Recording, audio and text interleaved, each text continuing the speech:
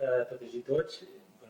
Agrair a la Mancomunitat que hagi organitzat esta breu conferència, perquè no va ser molt llarga, i agrair a tots els seus càrrecs polítics la seva presència.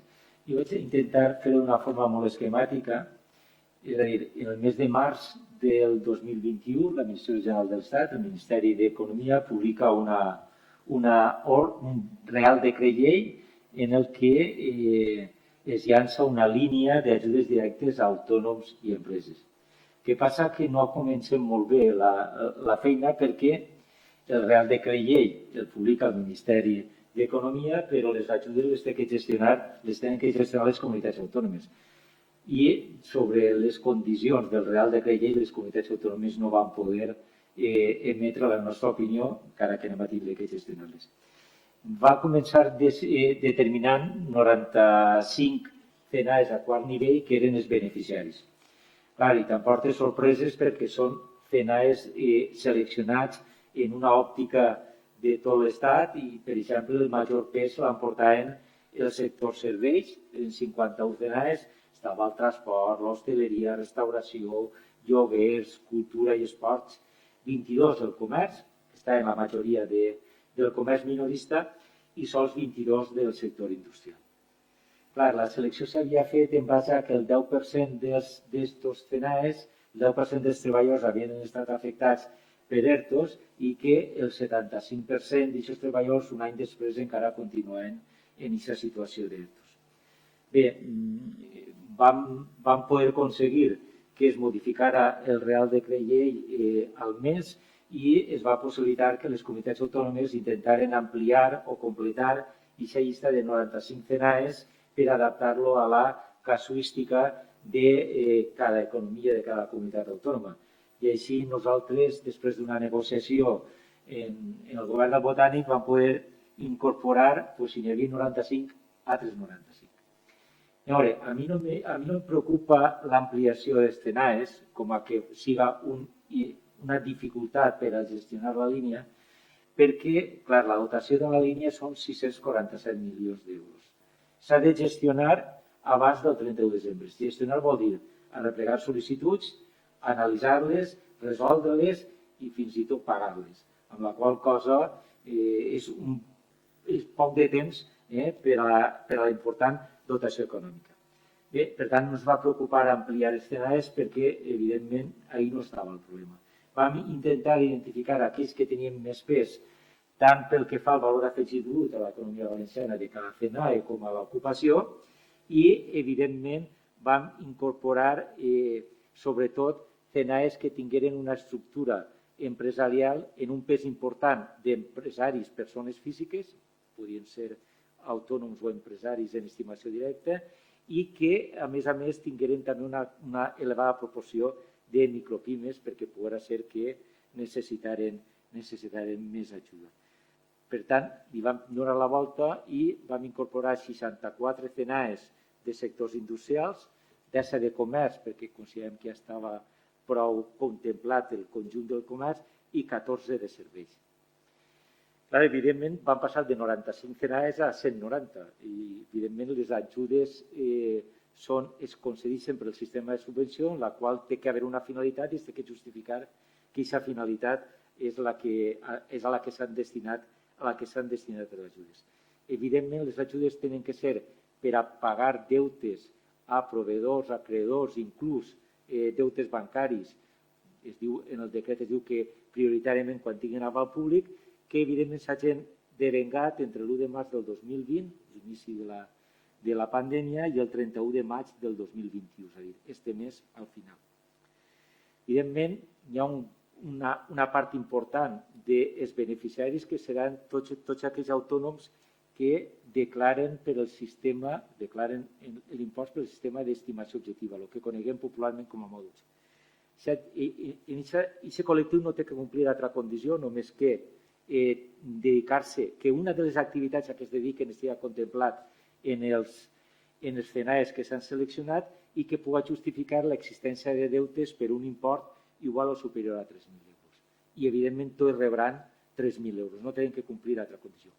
Mentre que els que són empresaris que declaren els tributs per al sistema d'estimació directa o les empreses, evidentment l'ajuda es podrà demanar, a part de per tindre una activitat inclosa en la llista de FENAES, també hauran tingut que demostrar una reducció del volum d'operacions del 2020 respecte al 2019 superior al 30%.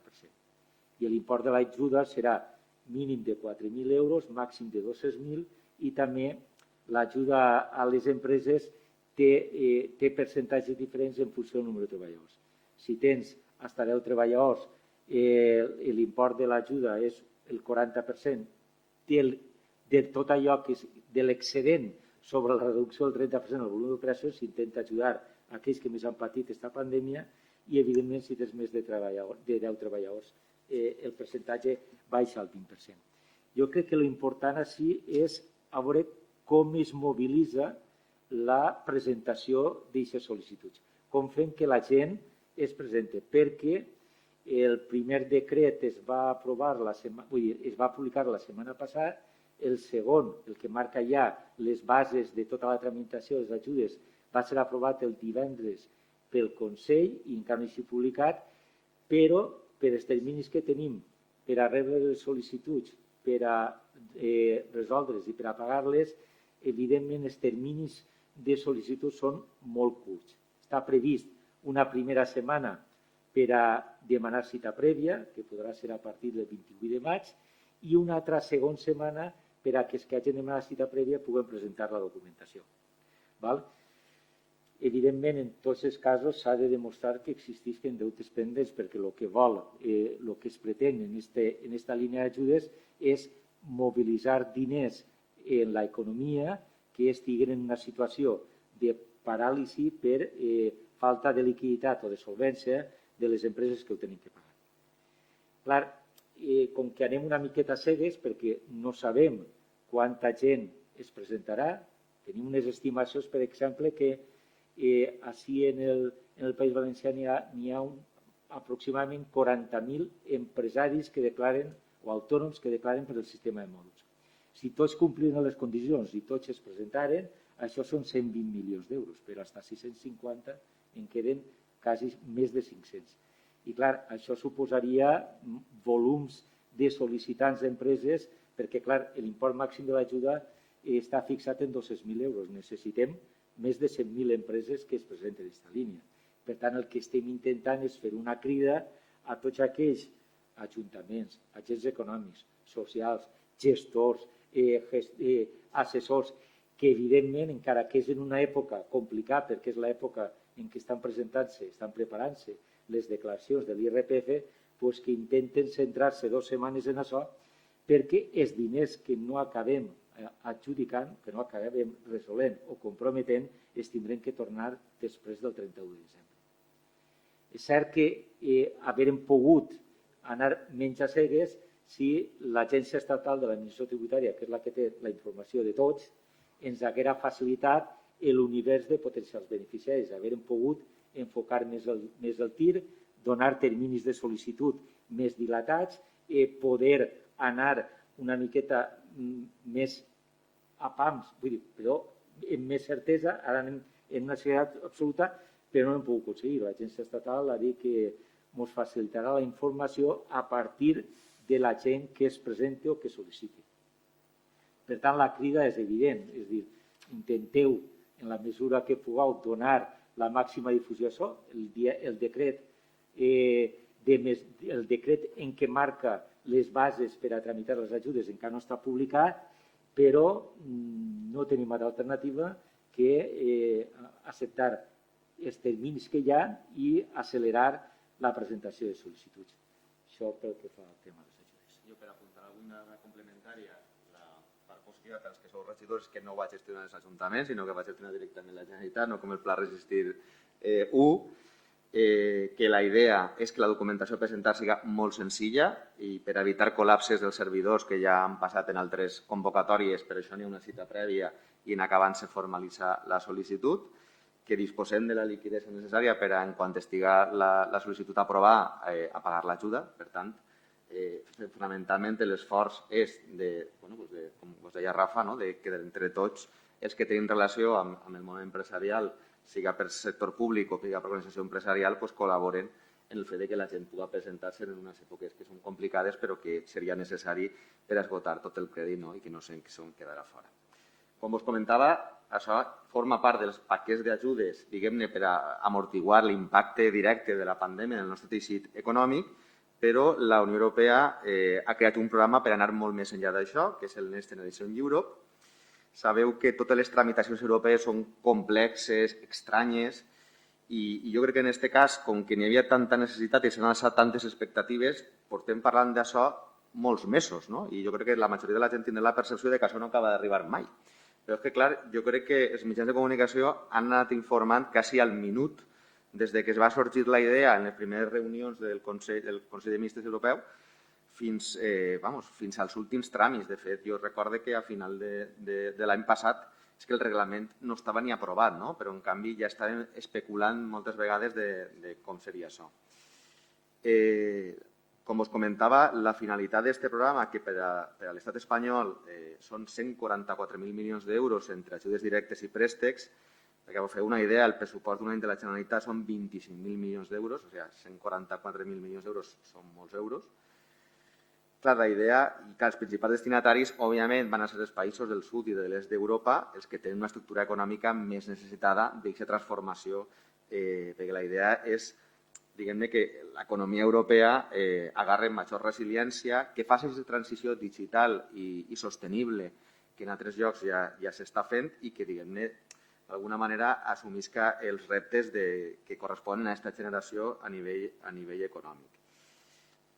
Jo crec que no val la pena entrar que vos conte tots els avatars administratius i polítics perquè al final de la pel·lícula l'Estat en els seus pressupostos generals ha inclòs 26.000 milions d'euros a compte d'aixòs que tenen que arribar i el que està fent és començar a gestionar-ho, no?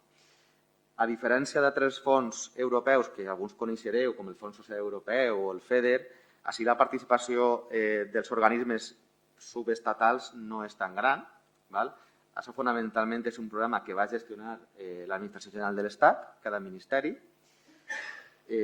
i a partir d'ahí el que s'estan fent són conferències sectorials on cada ministeri en cada àmbit decideix la part dels fons que el correspon com el va gestionar. En molts casos, el propi Ministeri, si ho considera oportú pel projecte que siga, ho va fer directament, per exemple, el que pugui invertir-se, que no sé si està en el corredor mediterrani, i en altres casos, pel nivell de competències de la comunitat autònoma, ho fa a través de la comunitat autònoma, convoca una conferència sectorial amb els consellers del RAM i decideix quants diners dona i per a què. En teoria, del total de fons, el 54% està previst que se gestiona a través de les comunitats i el 4% a través dels ajuntaments, però la veritat és que no és fàcil saber-ho si és així. I n'hi ha que anar convocatòria per convocatòria. Haureu sentit en mitjans de comunicació que la setmana passada Espanya envia el Pla de Recuperació, Transformació i Resiliència Espanya Puede, que és on està detallat, diguem-ne, les línies bàsiques cap a on se van a destinar aquests fons. Espanya Verde, Espanya Digital, Espanya sin brechas de género i Espanya cohesionada i inclusiva. Si vos feu una idea, en realitat és el que venim parlant de fa molt de temps, de cap a on ha d'anar la nostra economia i la nostra societat. També potser vos sonarà la figura de les manifestacions d'interès, que han llançat alguns ministeris. Per a dir-ho fàcilment, és una espècie de concurs d'idees on l'administració de l'Estat demana a la societat civil o a les altres administracions públiques que li faciliten idees de com gestionar aquests fons. La consellera d'Hisenda, per exemple, ne presenta una en companyia d'altres consellers d'Hisenda o d'altres organismes per aportar el 5G a les zones rurals. Llavors es va fer tot un plantejament de com es podria, en la nostra opinió, fer arribar a això. La veritat és que no està molt centralitzat. Hem d'anar ministeri per ministeri, veure les convocatòries corresponents. Ja comencen a haver-se celebrat aquestes conferències sectorials i recentment la Generalitat ha anunciat que tenim ja 262 milions d'euros adjudicats a través d'aquestes conferències a cada conselleria. A partir d'ahí, cada conselleria generarà el crèdit oportú i començarà a fer convocatòries bé per a les empreses o bé per als ajuntaments si considera que el projecte que té adjudicat és més eficientment executable en el nivell local. I bàsicament això. Vull dir, el pla Resistir algo en el qual estan molt més acostumats, a pesar d'un poc de la seva especialitat i circumstàncies, però ens sona més conegut, però tot això és com a molt més enrevessat de lo que estem acostumats. N'hi haurà una avaluació a mitjan del programa. La Unió Europea no es va conformar, a diferència d'altres casos, en què hagin executat bé els fons, sinó també en què hagin aconseguit els objectius. Cada projecte tindrà uns indicadors avaluables i haurem de demostrar que els diners, a banda d'emplear-se correctament, han servit per a assolir aquest objectiu. Clar, l'estat espanyol no té un historial de gestió de fons europeus massa bo. La Comunitat Valenciana l'ha millorat en els últims anys, però encara no n'executen tants. Per tant, el repte en aquest moment és l'execució.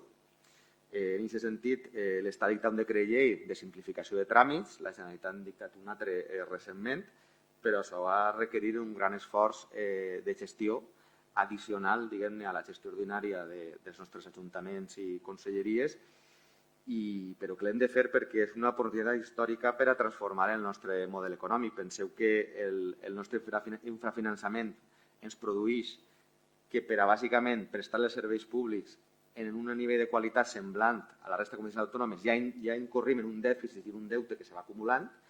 Clar, i ja els diners que hi ha per a fer polítiques econòmiques ja són molt pocs. Per tant, nosaltres, el País Valencià, necessita urgentment treure-li tot el suc a aquests fons per a poder acometre aquestes transformacions del seu model econòmic per a que no siga tan dependent de determinats sectors econòmics, de baixa productivitat, de baix rendiment, etc. Fonamentalment això. Suposo que tindreu molts dubtes. En podem parlar.